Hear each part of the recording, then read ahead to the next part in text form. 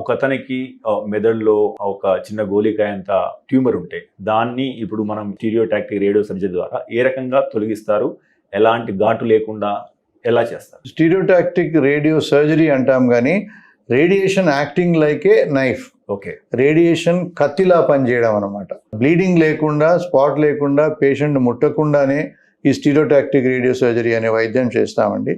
దానికి ముఖ్యంగా ఆ ట్యూమర్ లెస్ దెన్ 3 సెంటీమీటర్స్ ఉండాలి.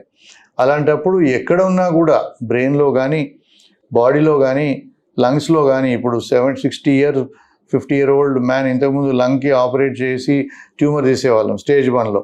ఇప్పుడు సర్జరీ లేకుండానే స్టీరియోటాక్టిక్ రేడియో సర్జరీ ద్వారా, స్టీరియోటాక్టిక్ రేడియేషన్ చెప్తాను, దాని ద్వారా మనం దాన్ని పూర్తిగా నిర్మూలించవచ్చు.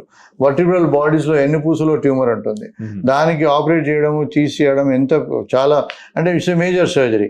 అది కాకుండానే మేము దాన్ని పూర్తిగా 10 to 15 minutesలోనే ఆ పూర్తిగా నిర్మూలించడానికి వీలవుతుంది. అలాగే బాడీలో ఎక్కడ కూడా ట్యూమర్, స్మాల్ ట్యూమర్ ఉన్నప్పుడు సర్జరీ లేకుండానే మనం స్టీరియోటాక్టిక్ రేడియో థెరపీ తర్వాత మనం క్యూర్ చేయడానికి వెళ్తుంది. ఈ ఒరిజినల్గా మనము ఈ స్టీరియోటాక్టిక్ రేడియో సర్జరీ అనేది బ్రెయిన్ ట్యూమర్స్కి వాడేది.